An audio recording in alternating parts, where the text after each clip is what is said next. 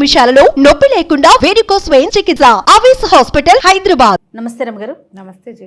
రమగారు, ఏదైనా మంచి నావెల్ ఒకటి చెప్తారా? చెప్తాం. ఎద్దనపూడి సులోచనారాయణ గారు.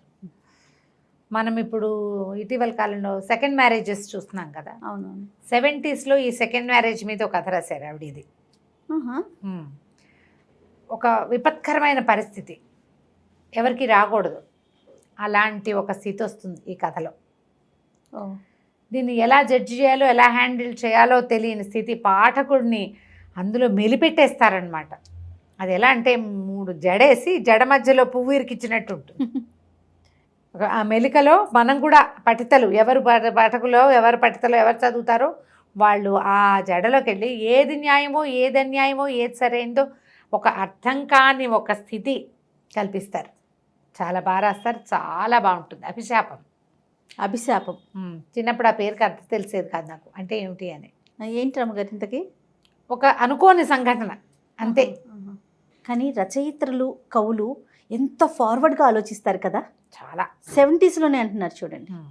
70sలోనే ఎక్కడైనా రేర్గా అలాంటి సంఘటనలు జరిగాయా, ఆవిడ వారి ఊహకు అలా ఎలా వచ్చిందా అనేది చాలా ఆశ్చర్యంగానే ఉంటుంది. 70 కాదు, కొంచెం ఎర్లీ 80s అనుకుందాం పోనీ. గాయత్రి ఈ కథలో హీరోయిన్. ఈ గాయత్రి పరమహంస గారు, కస్తూరమ్మ గారు అని ఒక భార్యాభర్తలు, వాళ్ళ అమ్మాయి, వాళ్ళకి ఒక్కతే పిల్ల. ఆయన బాగా సంపాదిస్తాడు, మంచి బిజినెస్. అయితే వీళ్ళకి ఒక ఆయన ఫ్రెండ్ ఉంటారు, ఆయన తండ్రి పేరు నాకు జ్ఞాపకం రావట్లేదు, కప్పుకుని మర్చిపోతున్నాను, చూసావా పేర్లు నేను. అయితే పాండురంగారావు గారు, ఆయనకు ఒక కొడుకు ఉన్నాడు, ఆనంద్. ఒకడే కొడుకు, తల్లి లేదు. అయితే ఈ ఆనంద్కి ఏంటంటే కొంచెం చాలా ఉత్సాహం ఉరకలేసేవాడు అనమాట. చాలా యాక్టివ్ పర్సనాలిటీ, చాలా అంటే చాలా యాక్టివ్. జీవితం ఎప్పుడు ధైర్యంగా ఉండాలి. అందుకని తండ్రికి చెప్పకుండా పరీక్షలు రాసి ఆర్మీలో జాయిన్ అవుతాడు. నిజానికి వీళ్ళు ఆస్తిపాస్తులు ఉన్నవాళ్ళు, వ్యాపారం ఉంది. తండ్రి వ్యాపారం తండ్రిది, నాన్న వ్యాపారం నేను హ్యాండిల్ చేయాలి, నాన్న వ్యాపారం చేస్తున్నాడు కాబట్టి నేను నా ఇష్టారాజ్యంగా చెయ్యాలి ఇలాంటి ఈ రోజుల్లో పిల్లలు లాంటి వాడు కాదు. చాలామందికి అలా ఉంటుంది. తండ్రులు తాతల దగ్గర నుంచి వచ్చిన ఆస్తులు అవన్నీ తమ ప్రతాపం అనుకుంటారు. సొంతంగా నీదేముంది అంటే వాడు జీరో, వాడికి ఏముండదు. అవును. ఇలాగా తనంతట తను ధైర్యంగా జీవించడం మీద అవగాహన ఉన్నవాడు, చాలా యాక్టివ్. ఆనంద్. వీళ్ళిద్దరికీ పెళ్లి కుదురుస్తారు. పెళ్లి కుదిరిస్తే అసలు కథా ప్రారంభం కూడా వీళ్ళు నిశ్చితార్థంతో కథ మొదలవుతుంది. ఆనంద్ అండ్ గాయత్రి. ఈ గాయత్రికి చెప్తాడు, గుల్మొహార్ చెట్టు కింద ముద్దు పెట్టుకోవాలి నన్ను, అప్పుడే నీకు ఉంగరం పెడతానని చెప్తాడు ప్రధానానికి. ఈ అమ్మాయి ఏం చేస్తుంది, బయలుదేరి వస్తుంది ఇంటి దగ్గర నుంచి. వాళ్ళ నాన్న మ్యాచింగ్ చెప్పులు లేకపోతే కుదరదు తండ్రికి. చెప్పులు నల్లవి ఎందుకు వేసుకున్నావు, శారీకి మ్యాచింగ్ వేసుకోవాలంటాడు. అతనేమో నువ్వు పల్లెటూరు రకంగా తయారవుతూ స్టైలిష్గా తయారవ్వాలంటాడు. సరే, తండ్రికి అంత కూతురికి అట్లా అన్నీ వైనంగా ఏర్పరచాలని ఉండే తండ్రి అనమాట. మధ్యదారిలో చెప్పులు కొనిపెడతాడు. వాళ్ళ అమ్మ చాలా పాతకాలపు ఐడియాలు ఉన్నాయి. ఈ అబ్బాయి ఏమో, అల్లుడేమో అత్యంత ఆధునిక భావాలు. సరే వస్తుంది, ఉంగరం పెట్టడు. అమ్మాయితో ఉంగరం పెట్టిస్తాడు, నేను తర్వాత పెడతానంటాడు. సరే, అమ్మాయి ఏం చేస్తుంది, ఆ ముద్దు పెట్టుకున్నాకే ఉంగరం పెడతానన్నాడు కదా. ఆ పోయి అటు ఇటు తిరిగి వాళ్ళ ఇంటికి పాత ఒక గుల్మొహార్ చెట్టు ఉన్న స్థలం కొని అక్కడ ఇల్లు కడతారనమాట. ఆ చెట్టు కింద ఎవరో కూర్చుంటే వీడే కూర్చున్నాడు అనుకుంటుంది. వెళ్ళి దగ్గరికి వెళ్ళి ముద్దు పెట్టుకుంటూ తీరా చూస్తే వాడెవడో ఇంకో అబ్బాయి ఎవరో అక్కడ ఉంటాడు. మీ నిర్ఘాంతపోతుంది, ఏం చేయాలో అర్థం కాదు. ఈ ప్రామిస్ అడిగిన ఆనంద్ ఫ్రెండ్స్తో బిజీగా ఉంటాడు. వెనక్కి వచ్చేస్తుంది, ఏం చేయాలో తెలీదు. నువ్వు అక్కడ ఎందుకు లేవు అని పోట్లాడుతుంది. సరే ఉండు, ఇక్కడంతా ఫ్రెండ్స్ లాగేస్తున్నారని అది పెట్టాడు, కానీ ఆ పని చేయడు. ఉంగరం మాత్రం పెట్టేస్తాడు. కాసేపు అయ్యాక ఈ కొంతసేపటికి ఈ అమ్మాయి ఎవరిని ముద్దు పెట్టుకుందో అతన్ని పరిచయం చేస్తారు. ప్రశాంత్, ఇతని పిన్ని కొడుకు. కొంచెం అటు ఇటుగా ఒకలాగా కనపడతారు. పొడుగాటివాడు, ఇంకా పొడుగు. అతను ఏదో పోస్ట్ గ్రాడ్యుయేషన్ చేస్తాడు, గోల్డ్ మెడలిస్టు, కానీ ఉద్యోగం రాదు. సవితల్లి ఉంటుంది, పిన్ని చనిపోతుంది. సవితల్లి దగ్గర ఏదో ఇబ్బంది పడుతుంటే ఈ ఆనంద్ ఏం చేస్తాడంటే ప్రశాంత్ని తీసుకొచ్చేస్తాడు. మా దగ్గర ఉండి మా నాన్నతో ఉండి ఇక్కడ ఉద్యోగం మేము చూస్తారు వీళ్ళని. తండ్రికి చెప్తాడు, నేను ఏమైనా పొరపాటు చేశానా, నిన్ను వదిలిపెట్టేసి నువ్వు ఒక్కడవే ఉండి సరిగ్గా తింటలేదు చేయట్లేదని వంట మనిషి అడుగుతోంది, చెప్తోంది అంటే, అలా ఏం లేదు నేను బాగానే ఉన్నానంటాడు. అక్కడి నుంచి నిశ్చార్థం అయిపోతుంది. ఆ ప్రశాంత్ని ఈ అమ్మాయికి పరిచయం చేస్తాడు. తండ్రి తన నాన్నకి చెప్తాడు మాట, ప్రశాంత్ని నీ దగ్గర ఉంచుకో, వాడికి ఏదైనా మంచి ఉద్యోగం చూడాడి, ఇక్కడే ఉంచుకుందాం, నీకు తోడు ఉంటాడు, వాడుంటే వాడి కేర్ టేకింగ్లో ఉంటావు కాబట్టి నేను హాయిగా ఉంటానని ధైర్యంగా ఉంటానని చెప్తాడు. సరే ప్రశాంత్ని పరిచయం చేస్తాడు. మెల్లిగా చూపులు విడదీసుకుంటారు వీళ్ళిద్దరూ. ఈ అమ్మాయి ముద్దు పెట్టుకున్న అమ్మాయి పెళ్లి కూతురని అతనికి తెలుస్తుంది. తను ముద్దు పెట్టుకున్నవాడు ఇది వీడి కజిన్, వీడు కాదని తెలిసిపోయింది కదా. సరే మెల్లిగా ఫ్రెండ్షిప్ కుదురుతుంది. కానీ గాయత్రి ఆనంద్ చిన్నతనం నుంచి స్నేహితులు, కొంచెం చిన్నప్పటి నుంచి ఒకళ్ళకొకళ్ళు తెలుసు, కొంచెం ఆకర్షణ ఉంది. సరే పెళ్ళి అయిపోయింది. తర్వాత పెళ్లి చేసేశారు. బెంగళూరు పంపిస్తారు. బెంగళూరులో కాపురం. అక్కడికి వెళ్ళాక ఈ అమ్మాయి ఇంత బారెడు జుట్టుని కత్తిరింపించేస్తాడు, స్టైలిష్గా తయారు చేస్తాడు. ఇది ఈ రోజుల్లో అబ్బాయిల ధోరణి అనమాట. నాకు నచ్చినట్టే ఉండాలి నా భార్య, ఆమె రకం ఆమె ఉండటం కాదు. ఈ రోజుల్లో అనకూడదు, ఇది 80s 90sలో అబ్బాయిలదనే అనుకోవాలి. ఇవాళ రేపు అమ్మాయిలు వాళ్ళ ఛాయిస్ ప్రకారం ఉంటారనే మగపిల్లల సంఖ్య బాగా పెరిగింది. అవును. ఈవెన్ నా పిల్లలు కూడా ఛాయిస్ బొట్టు పెట్టుకోకపోతే పెట్టుకోపోని తన ఇష్టం అనే ధోరణి ఇప్పుడు బాగా వచ్చింది. తన బట్టలు తన ఇష్టం, తన పని తన డబ్బులు తన ఇష్టం, అవును, తందే ఛాయిస్, మనం అట్లా జడ్జ్ చేయకూడదు. అలాంటి భావాలు ఇప్పుడు పెరిగినాయి. కొంతకాలం పాటు మాత్రం ఇవి కనబడేవి. స్టైలిష్గా ఉండాలి, తనకు కావాల్సినట్టు ఉండాలి. ఈ అమ్మాయిని పూర్తిగా మార్చేస్తాడు.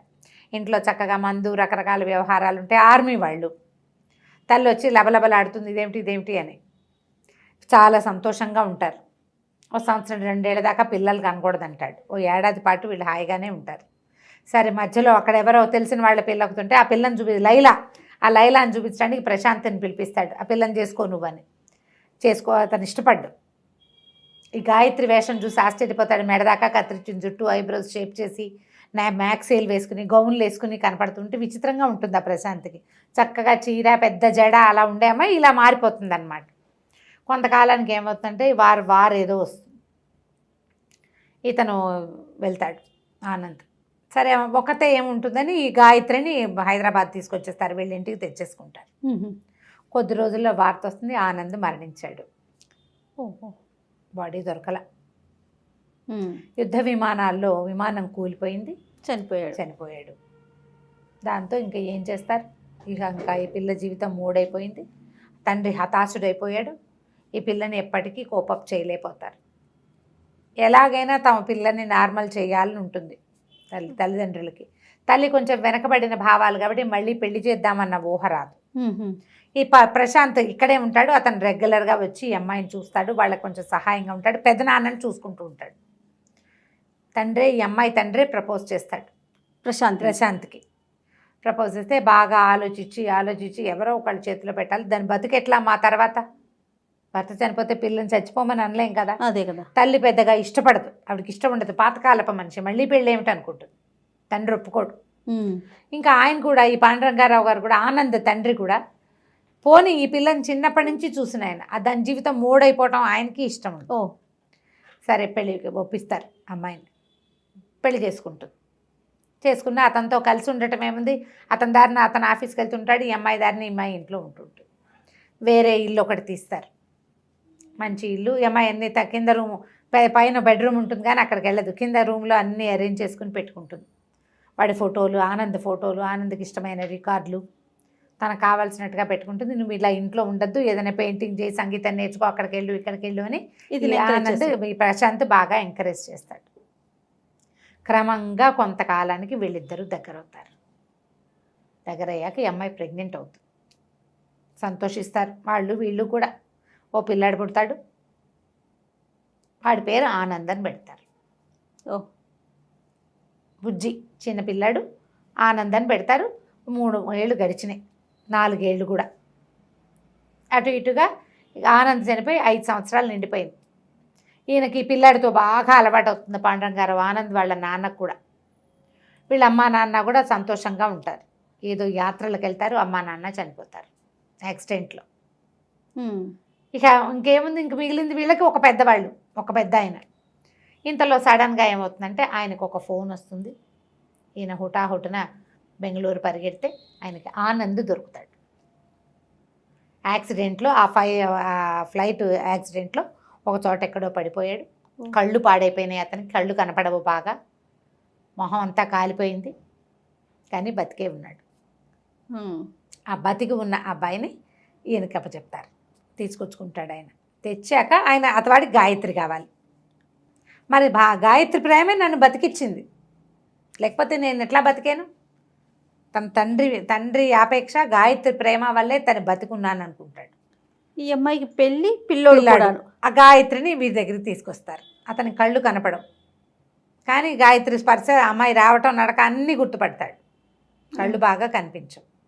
అక్కడి నుంచి ఇచ్చిన పిల్లాడు వచ్చి కూర్చోటం మొదలు పెడతాడు. అది గాయత్రి కొడుకు అని చెప్పరు. పక్కింటి పిల్లాడు గాయత్రి దగ్గరకు వస్తాడు. గాయత్రి వాడిని చూసుకుంటుంది. ప్రశాంత్ గాయత్రి భార్యాభర్తలుగా అతని ముందు కనపడరు. ఎన్ని రోజులు ఇట్లా నడుస్తుంది? అతను గాయత్రితోటే ఉండాలని భావిస్తాడు ఆనంద్. మరి తన భార్య కదా. బాగుంది. తండ్రి కూడా ఏం చెయ్యాలో ఆయనకు అర్థం కాదు. ఇప్పుడు ఇందులో ఏది న్యాయం, ఏది అన్యాయం? అంతే కదా. ఏం చేయాలో తెలీదు. మధ్య మధ్యలో ఏవో అతనికి భయాలు, వాటి వల్ల అతను యాక్సిడెంట్ ఫేస్ చేసి వచ్చిన వాడు కదా, ఏవో చిన్న స్ట్రెస్లు అలా వస్తూ ఉంటాయి. కంటికి వైద్యం చేయించడం కోసం మళ్ళీ బెంగళూరు తీసుకెళ్తారు. ఒక చోట ఎక్కడికో హాస్పిటల్కి, బెంగళూరు ఊర్లు మారుతున్నాయి, తీసుకెళ్తారు. హాస్పిటలైజ్ అవుతాడు. సరే వచ్చేస్తాడు ఇంటికి. ఆ ఇంటికి వచ్చే టైంకి ఏమవుతుందంటే, నేను గబగబా బ్రీఫ్ చేస్తున్న స్టోరీని, చాలా సంఘటనల సమాహారంగా నడుస్తుంది. ఎంత బాగుంటుందో కథనం, ఎంత బిగువుగా. అసలు చెప్పే కదా, 3 పేటల అల్లిన జడ మధ్యలో పువ్వుల్లాగా ఇరుక్కుపోతాం మనం. ఎక్కడి నుంచి తీయాలో మన మనసుని మనకు అర్థం కాదనమాట. ఈ ఇంటికి వచ్చేసరికల్లా ఆ ఇంటి దారి అక్కడ దాకా ట్యాక్సీలో రావడం తెలుస్తుంది. సందు మొదట్లో దిగేస్తాడు, ఇక్కడే ఎక్కడో ఇల్లని. ఈ పిల్లాడు ఈ బుజ్జి అక్కడ ఆడుకుంటూ ఉంటాడు. వాడేం చేస్తాడు, అంకుల్ మా రండి, మా అమ్మ ఇక్కడే ఉంది, మా నాన్న కూడా ఇక్కడే ఉన్నాడని చెప్తాడు. ఈ పిల్లాడు అబ్బాయి మాట్లాడుకునేటప్పుడు నా పేరు ఆనందే అని మాట. వాడి పేరు ఆనంద్ కదా. నా పేరు ఎందుకు పెట్టుకున్నారంటే, కాదు నా పేరే నువ్వు పెట్టుకున్నావు, వాడి పేరే వీడికి పెట్టారు. అయితే తీసుకొచ్చి మెట్లెక్కిచ్చి వదిలిపెట్టాడు, ఇంటి దగ్గర వదిలిపెడతాడు. ఇతను లోపలికి వెళ్ళేసరికి లోపల నుంచి మాటలు వినపడుతుంటాయి. ప్రశాంత్ గాయత్రి ఏడుస్తూ ఉంటుంది. మరి ప్రశాంత్ ఏమంటాడు, నేను మధ్యలో వచ్చాను, జీవితం మీది. ఆనంద్ లేడు కాబట్టి వాడి ప్లేస్ నేను తీసుకున్నాను. ఆనంద్ తిరిగి వచ్చేసాడు, మధ్యలో వచ్చిన వాడిని మధ్యలోనే వెళ్ళిపోతా, నువ్వు వాడితోటి ఉండమంటాడు. ఆనంద్ తోటి ఉండి, వాడికి నీ అవసరం ఉంది. పిల్లాడిని ఏం చేస్తా, పిల్లాడిని నేను తీసుకెళ్తా, నేను తీసేసుకుంటా, పక్కింటి పిల్లాడని పరిచయం చేశాం కదా అనేసరికి ఆ అమ్మాయి గట్టిగా ఏడుస్తుంది. నువ్వు నాకు ఎందుకు జీవితం మీద ఆశ కల్పించావు? ఆనంద్ పోయాడు, నేను కూడా పోయేదాన్ని, లేదా అలా ఒంటరిగా ఉండేదాన్ని. నన్ను ఎందుకు బతికించాలని ట్రై చేసావు నువ్వు? నాకు జీవితం మీద ఆశ కల్పించావు, నళ్ళి పెళ్ళి సంసారం ఇల్లు వాకిలి పిల్లాడు ఏర్పరిచావు. ఇప్పుడు వెళ్ళిపోతానంటే ఇప్పుడు నువ్వు వెళ్ళిపోతానంటే, నన్ను ఇలా వదిలేసి ఈ రకంగా వదిలిపెడితే నేను ఆనందంతోటి కాపురం చేయలేను. ఇంకా ఓ చెట్టు, ఒక చెట్టుకి అల్లుకున్నది, చెట్టు పడిపోయింది, ఇంకో చెట్టుకి అల్లిచ్చావు, మళ్ళీ ఇక్కడి నుంచి లాగుతావా? నేను తీగనా, మనిషిని గానా నేను? ఇన్ని రకాలు చేయగలనా నేను? చెప్పేసేయి ఆనంద్కి, నేను ఒకప్పటి పెళ్ళాను, నా పెళ్ళామని చెప్పేయమంటుంది. లేదా అసలు నేను లేననుకుంటాడు, నేను ఎక్కడికి వెళ్ళిపోయినా తనకు తెలియపోతే బెంగతోటి ఉంటాడు. లేడా ఇప్పుడు 4-5 ఏళ్ళ నుంచి బతికే ఉన్నాడు. నేను పిల్లాడు, నేనేమవ్వాలి? మా అమ్మ నాన్న లేరు, నేను నన్ను పూర్తిగా నన్నుగా ఉంచావు నువ్వు. కానీ ఆనంద్ ఉంచలా, తనకు కావలసినట్టు చేసుకున్నాడు. నాకు నీతో ఉన్న కంఫర్టబుల్ జీవితం ఆనంద్తోటి లేదంటుంది. ఆనంద్ మీద ప్రేమతో తనకు నచ్చినట్టున్నాను, కానీ అది నేను కాదు. ఇప్పుడు నేను కంఫర్టబుల్గా నీతో ఎలా ఉండాలో అలా ఉన్నా, ఆ నేను నాకు కావాలి, నాకు ఆనంద్ వద్దు. ఇవన్నీ వినేస్తాడు ఇతని పక్కన నిలబడి. పిచ్చెక్కిపోతుంది, ఆలోచిస్తూ కోపం వచ్చేస్తుంది. ఆనంద్ ప్రశాంత్ నా వెళ్ళాన్ని నాకు కాకుండా చేశాడు. ఒక నిమిషం తర్వాత అతను ఆలోచిస్తాడు, 5 ఏళ్ల క్రితం నేను చచ్చిపోయానని తెలిసి ఈ గాయత్రి చచ్చిపోకుండా బతికుందంటే ఎలా బతికుందో నేను ఆలోచించలే. ఎవరు తనని బతికించి ఉంచారు? తనని బతికించి ఉంచినందుకు వాడికి నేను వేసే శిక్ష ఏమిటి? ఆ భార్యని ఆ పిల్లాడిని కాకుండా చేయటమా? చచ్చిపోయిననుకున్నాడు, చచ్చిపోతే సరిపోతుంది. దిగి నడిచి వెళ్ళిపోతాడు. ఏదో పెద్ద యాక్సిడెంట్ అవుతుంది. వాళ్ళ తండ్రి, ఆ తాతగారు వస్తారు. వచ్చేసరికల్లా తాత ఇప్పుడే నేను లాల్చీ తాత అలా అంటాడనమాట. ఇప్పుడే వస్తే ఆనంద్ని నేను పైకి దింపాను. తీరా ఆయన పైకి వెళ్ళేసరికల్లా ప్రశాంత్ గాయత్రి ఇద్దరు కావలించుకుని కనపడతారు ఆయనకి. అమ్మాయి ఏడుస్తుంటుంది, ఓదారుస్తున్నాడు. నందు ఏడి అంటే, నందు ఏడి వచ్చాడా అని వాళ్ళు ఆశ్చర్యపోతారు. వాళ్ళకు కూడా తెలియదు. పైకి వచ్చి ఇదంతా వినేశాడు. ఇద్దరు పరిగెడతారు, పెద్దనాన్న కొడుకు. ఎక్కడికి వెళ్ళిపోయాడో ఏమైపోయాడో అంతా వినేశాడేమోనని. గాయత్రి ఏడుస్తూ ఉండిపోతుంది. పరిగెడతారు, తీర చూస్తే పెద్ద యాక్సిడెంట్. తండ్రికి చెప్పేస్తాడు, సారీ చెప్తాడు, నేను రాకుండా ఉండవలసింది, నేను వెళ్ళిపోయి గాయత్రికి అన్యాయం చేశాను, వచ్చి గాయత్రికి అన్యాయమే చేశాను, నా జీవితం నాకు కావలసినట్టుగా ఉండాలని కోరుకుని నేను ఆస్తి వ్యాపారం ఏం వద్దని యుద్ధానికి వెళ్ళాను, నా లైఫ్ నా స్టైలు అని, అన్నీ నాది నాది నాది కావాలనుకుంటే అలా ఎలా జీవితం ఒప్పుకోవద్దు? నువ్వు అనుకుంటావు, జీవితం ఒప్పుకోవాలి కదా. నాన్న ప్రశాంత్ గాయత్రితోటి ఉండు నువ్వు అని చెప్తాడు, చనిపోతాడు అతను.